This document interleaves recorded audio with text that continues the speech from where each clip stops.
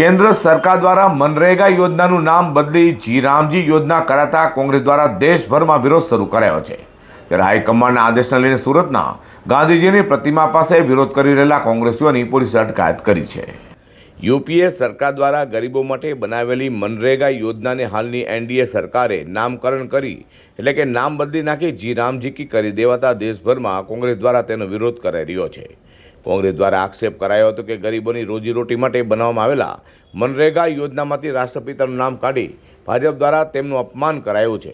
ત્યારે હાઈકમાન્ડ આદેશને લઈને સુરતમાં કોંગ્રેસ દ્વારા વિરોધ પ્રદર્શન કરવામાં આવ્યું હતું।